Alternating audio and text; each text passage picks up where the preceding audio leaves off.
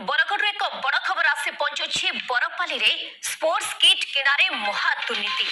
मिलमिशी खाईकले कोटी कोटी टंका बरपाली ब्लॉक रे प्राय 40 लाख टंकार बिल होइतिबा बेले कोनोसे पंचायत को बंटा होइनी स्पोर्ट्स किट प्रत्येक पंचायत पई 2.5 लाख टंका आसीतिबा बेले 30 रु 40 हजार टंकार किट किणा होइतिबा अभियोग होइछि एने प्रश्न पचारिले हाथ जोडुछंती बरपाली बीडीओ एही दुर्नीति रे पूर्वतन मंत्री रीता साहूक संपृक्ति थिबा अभियोग होइछि आम ओडिशा नवीन ओडिशा अधीन रे काम होइतिबा प्रत्येक प्रकल्परु 3% अर्थ पांड्यानक सभारे विनियोग होइतिबा कहिसंती सरकारी बाबू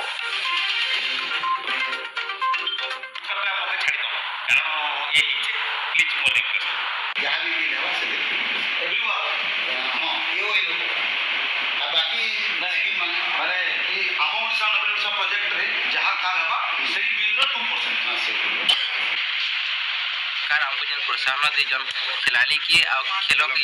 सामग्री किनबार लगी जन योजना माने करिथिले हैं सेटा आइ तक हमको नहे मिलबार तली ब्लॉक अधिकारी माने सेटा के निम्न मानर स्पोर्ट्स इक्विपमेंट माने घिनी करी सेटा के रखी पके जन हमको नहे दवार देले एतकी दिन हला काके न बांटी बार 2.5 लाख टंकार खेल सामग्री किनिबा कथा किंतु केते टंकार किणा हेची कोन किणा हेची ना नाही से सब आमको देखा है नहीं वर्तमान सुधा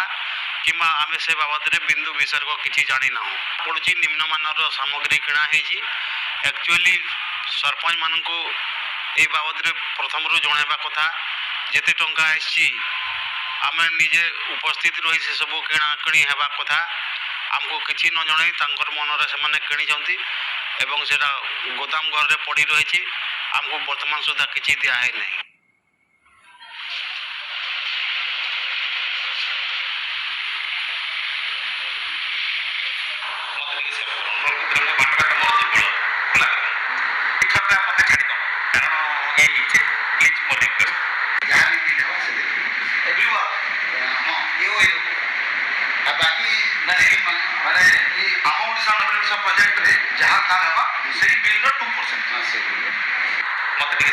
दुईटी प्रतिक्रिया आपण सुनिले सरकारी बाबूंकर जड़े कहते एथर मते छाड़ी दियो एवं आउ जड़े कहते पांड्यान सभारे टंका विनियोग करा जाउथिला ए बाबद अधिक सूचना करबा मो सहित लिपन होता मो सहित जोड़िउछंती लिपन ये दुई जण सरकारी बाबूंकर प्रतिक्रिया में सुनिलु पाखापाखी 40 लाख टंकार बिल होईची कोनसे पंचायत को बंटा हला नै स्पोर्ट्स किट टंका को आत्मसात करा गला आ पचारि बापळे एभली प्रतिक्रिया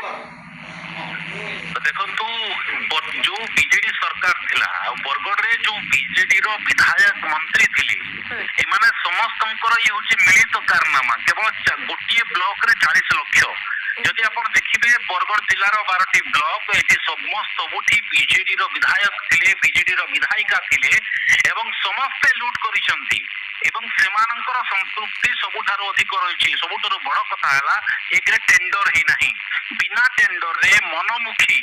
जो संस्था को तांकर इच्छा बा तांकर संपर्कीय होंतु किंबा जो संस्था थारो भल पैसा मिली परिबो सेही संस्था को टेंडर दिया हिची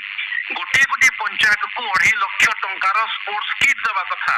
किंतु गोटे गोटे केउटी 80,000 केउटी 30,000 केउटी बिल्कुल दिया ही नहीं अर्थात 30 लाख रु 40 लाख टंका लेखाएं बिल कराई क्यों पंचायत को स्पोर्ट्स किट पहुंचे ना आ जोटिकी भी पहुंची सेठी अति निम्न मानर एवं अल्प किछि माने 70 किंबा 80,000 टंका किणाइतबा किंबा 30-40,000 टंका किणाइतबा स्पोर्ट्स किट दिया जायछि एवं जो हिसाब रे वीडियो कहउछंती एथिरो प्रमाणित जे बड़ दुर्नीति हेछि वीडियो निजे कहउछंती हेउछंती बरपाली वीडियो एवं से निजे कहउछंती कि मते एथर छाड़ी दियंतु मु जोहार करूछि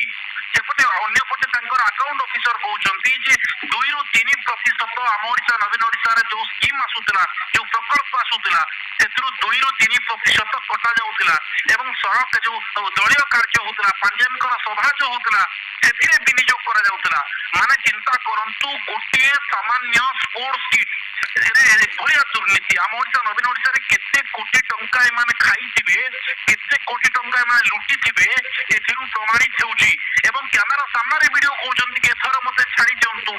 कोन पई तांको छडा दिबो अर्थात से किछि भूल करिसंती दुर्नीति करिसंती सेहिति पई मते छाड़ी दियंतु कहउछंती एवं हाथ जोडुछंती आम ସାମ୍ନାରେ ଆମେ ଯେତେବେଳେ କ୍ୟାମେରା ଅନ୍ କରିକରି ତାଙ୍କର କଥାବାର୍ତ୍ତା ସୁଟ୍ କଲୁ ସେ ହାତ ଯୋଡୁଛନ୍ତି ଅନ୍ୟପଟେ ଆକାଉଣ୍ଟ ଅଫିସର ମଧ୍ୟ କହୁଛନ୍ତି କି ଦୁର୍ନୀତି ହେଇଛି ବୋଲି ମାନୁଛନ୍ତି ସେ ପରୋକ୍ଷରେ ତ ଏଇ ଯୋଉ ଦୁର୍ନୀତି ହେଇଛି ଏଥିରେ ଯୋଉ ମନ୍ତ୍ରୀ ଥିଲେ ବରପା ଯେ ବିଜେପୁରର ବିଧାୟିକା ତଥା ମନ୍ତ୍ରୀ ରୀତା ସାହୁ ଯାହା ବର୍ତ୍ତମାନ ସୂଚନା ମିଳୁଛି ରୀତା ସାହୁ ଏବଂ ତାଙ୍କର ବ୍ଲକ ଚେୟାରମ୍ୟାନ ବିଡିଓ ସବୁ ସରପଞ୍ଚଙ୍କୁ ବର୍ତ୍ତମାନ ଫୋନ କରୁଛନ୍ତି ଏବଂ କହୁଛନ୍ତି କି ଆସନ୍ତୁ ଆପଣଙ୍କର ସ୍ପୋର୍ଟସ କିଟ୍ ନେଇ ଯାଆନ୍ତୁ ଯେତେବେଳେ ଖବର ବାଜିବା ପୂର୍ବରୁ ଏମାନେ ରଫା ଦଫା କରିବା ପାଇଁ ଚେଷ୍ଟା କରୁଛନ୍ତି କିନ୍ତୁ ସେ ତାହା ଯେତେ ରଫା ଦଫା କଲେ ମଧ୍ୟ ପୂର୍ବରୁ ଯୋଉ ବିଡିଓଙ୍କର ଆମେ ପ୍ରତିକ୍ରିୟା ଶୁଣୁଛୁ ଏବଂ ଯିଏ ଆକାଉଣ୍ଟ ଅଫିସର ଅଛନ୍ତି ତାଙ୍କର ଯୋଉ ପ୍ରତିକ୍ରିୟା ଶୁଣୁଛି ଇଏ ସମସ୍ତଙ୍କୁ ତାଜୁବ କରିଛି ବଡ ଦୁର୍ନୀତିର ଗନ୍ଧ ଏଥିରୁ ବାରି ହୋଇ ପଡିଛି ସ୍ପଷ୍ଟ ଭାବରେ ଏଥିରେ ତଦନ୍ତ ହେବାର ଆବଶ୍ୟକତା ରହିଛି ଏବଂ କାର୍ଯ୍ୟାନୁଷ୍ଠାନ ହେବାର ଆବଶ୍ୟକତା ରହିଛି ଟଙ୍କା କୁଆଡେ ଗଲା କିଏ ଖାଇଲା କାହିଁକି ଖାଇଲା ତାର ତର୍ଜମା ହେବାର ଆବଶ୍ୟକତା ରହିଛି ବହୁତ ବହୁତ ଧନ୍ୟବାଦ ଆମ ସହିତ ପଶ୍ଚିମ ଓଡ଼ିଶା ବ୍ୟୁରୋ ଚିଫ୍ ଲିପନ ହୋତା ଆମ ସହିତ ଫୋନ ଲାଇନରେ ଯୋଡ଼ି ଦେଇଥିଲେ ବହୁତ ବହୁତ ଧନ୍ୟବାଦ ଆସନ୍ତୁ ଆଉ ଥରେ ନଜର ପକାଇବା ବିଡିଓ କଣ କହିଥିଲେ ଏବଂ ଆକାଉଣ୍ଟ ଅଫିସରଙ୍କର କଣ ପ୍ରତିକ୍ରିୟା ଟିକେ ଆସିଛି ଆସନ୍ତୁ ନଜର ପକାଇବା